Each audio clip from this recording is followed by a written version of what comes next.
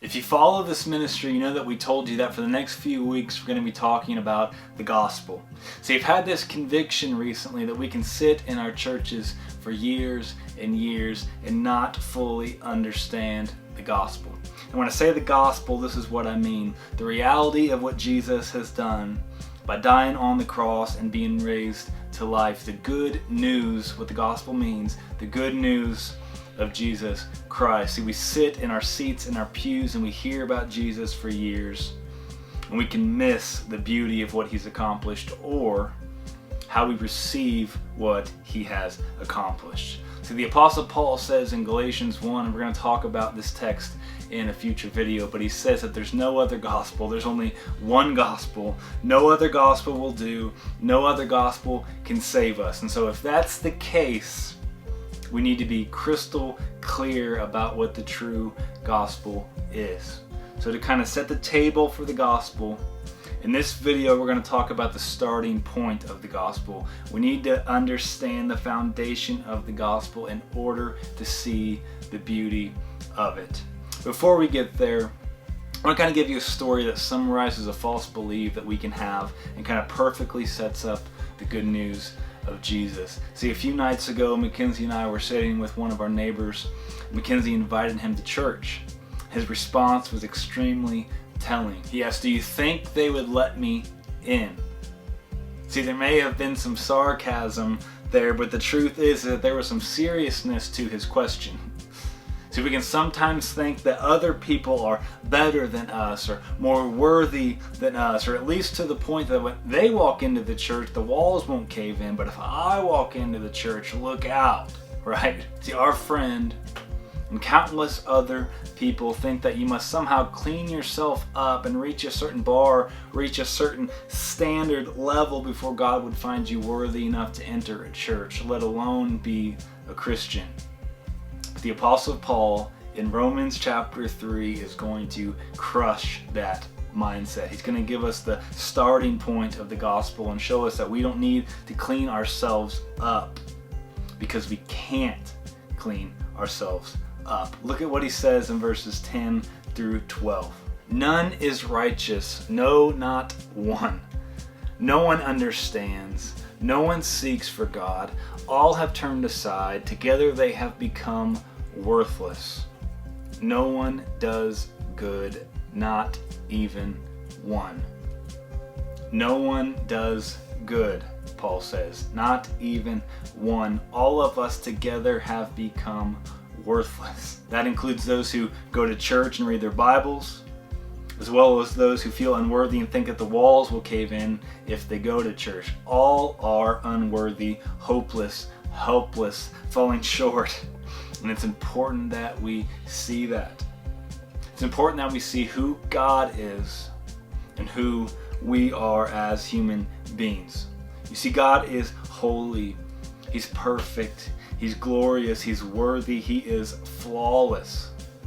He's been that way forever. He tells us in Isaiah 43:10 that there were no gods before him and there'll be no gods after him. There is no thing or no one like him. Compare that to us, right? So here's God. Compare that to us down here. None of us do good. None of us are good enough. Even our best day of righteousness amounts to nothing but filthy rags, Isaiah 64 says.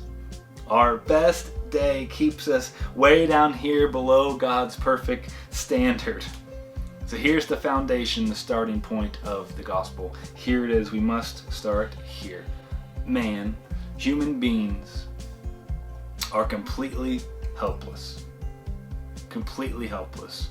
We cannot do enough on our own to make our way to God. Our best effort is not enough. We never even come close to this bar of perfection that God has because He's perfect and He's holy and He's glorious and He's flawless. See, when Paul describes the gospel in Ephesians chapter 2 and Colossians chapter 2, he calls our condition outside of the gospel, he calls that condition death. Not kind of alive, not somewhat breathing. No, he calls it death. We were dead in our sin, dead in our imperfection, dead in our filthy rags, deserving of being eternally separated from the perfect God. And we must start here if you want to fully understand, fully grasp, fully treasure the gospel. Man, I wish someone would have told me this growing up. Instead of the, hey, here are 2 steps to be a better person, with some out of context scriptures, I wish I would have heard, hey Clay, you are completely dead outside of the cross. Completely unable to be good enough for God. See, if we think, well, I'm kind of a good person, so I don't really see much need for a Savior. If that's our mindset, we miss the entirety, the beauty of the gospel. We must see our need, our desperate need for a Savior. See, I would argue, I would take it as far as to say the person who thinks that the church shouldn't let them in is closer to the gospel than the person who thinks that they are pretty good on their own.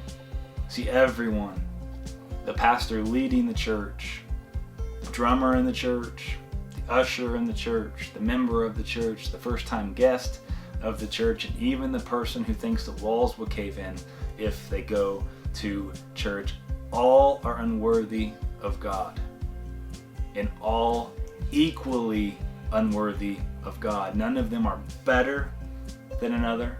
Like, do you really believe it? Think about that.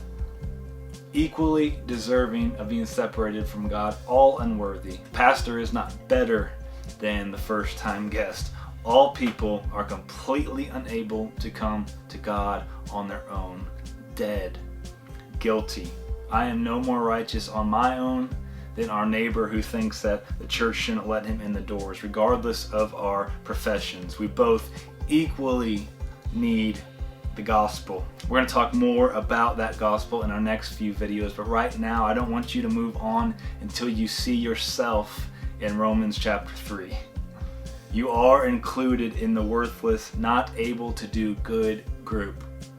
Your best day amounts to nothing but rags in God's eyes as far as your ability to kind of match His perfection and make your way to Him.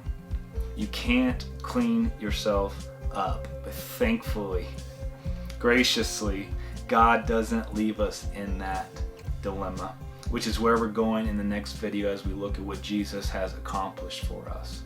But we are unable to come to God on our own. We are. We cannot do enough good things. God is perfect and we are not. All of our righteousness is filthy rags. That leaves us dead and separated from Him. We need the gospel. We all, everyone, the best person you know and the worst person you know, we all need the gospel. God offers us the gospel, the good news. This video didn't sound like good news, did it? But it perfectly sets up incredible news that can change your life. It's found in Jesus. We'll talk about what He has done next time. See you then.